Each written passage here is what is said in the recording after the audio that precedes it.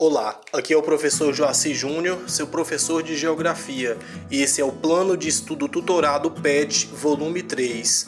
Você que ainda não é inscrito no canal, se inscreva e indique para seus amigos. Bons estudos!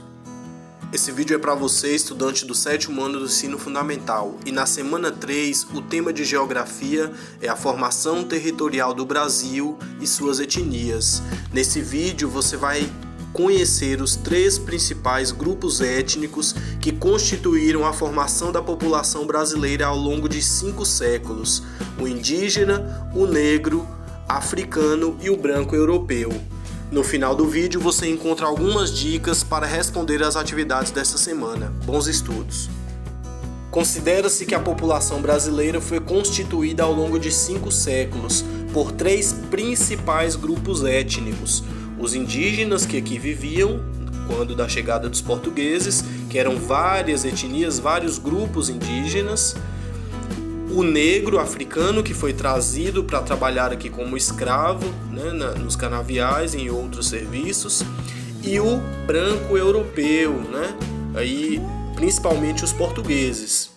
A miscigenação ou cruzamento entre os grupos étnicos foi bastante intensa no Brasil, dando origem aos mestiços ou pardos, como são denominados em estatísticas oficiais: o mulato, que é o negro mais o branco, o caboclo ou mameluco, que é o indígena mais o branco, e o cafuso, que é o indígena com o negro. Vejamos os dados oficiais a respeito dos diversos grupos étnicos da população brasileira. Ok, o Brasil aí ele tem na sua população total 61,7% de brancos no ano de 1950. Em 1980 diminuiu para 54,7% e em 2010 48,4% se autodeclararam brancos. Os negros, em 1950, correspondiam a 11% da população total.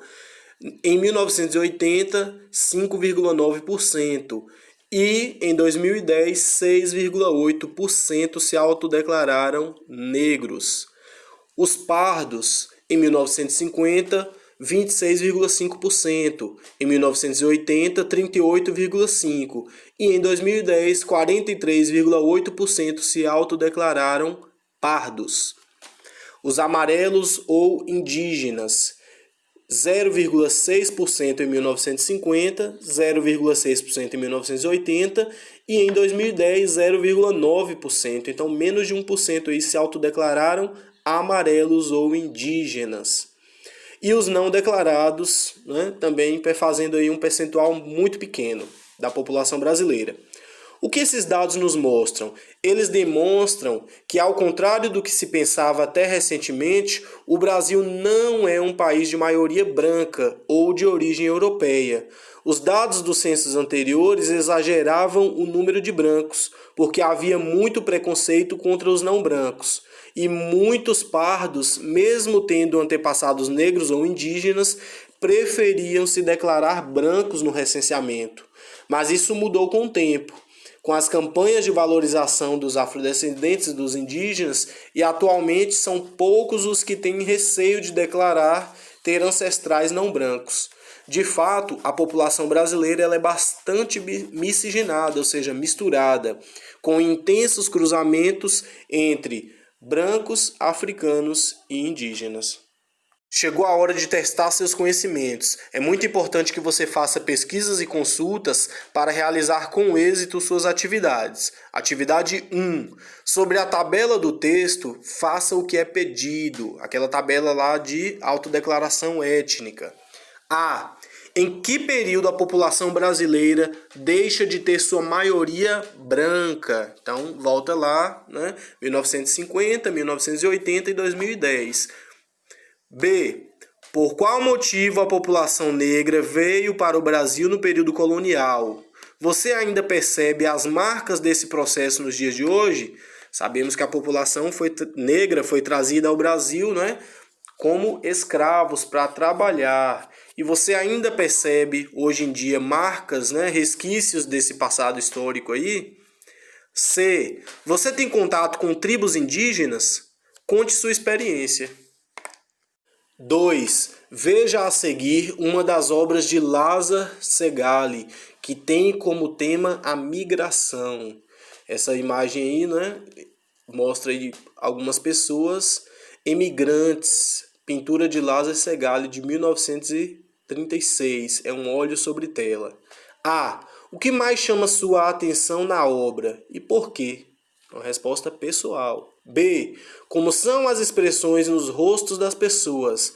Há crianças entre elas? Sim, podemos perceber que há uma criança e um jovem, né, adolescente ali no meio.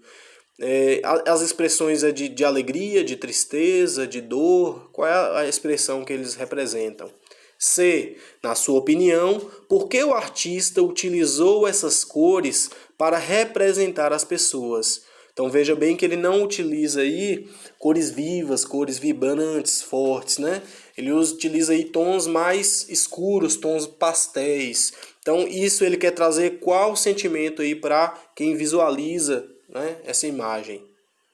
3. Qual é a sua etnia? Então você se identifica, né, como branco, pardo, indígena, amarelo. Qual é a sua etnia que você se autodeclara?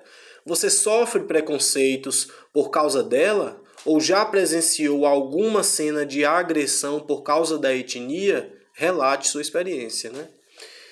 Temos aí também um mapa das terras indígenas regularizadas no Brasil.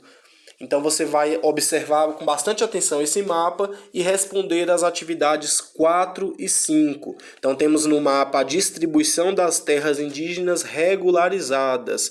Percebam aí que a maioria dessas terras indígenas regulares se encontram na região norte e centro-oeste do Brasil. 4. Escreva um comentário sobre a frase abaixo. A frase: o grande problema dos indígenas no Brasil é a terra. Então você vai escrever uma frase comentando, na verdade você vai comentar essa frase. Por que o grande problema dos indígenas do Brasil é a terra?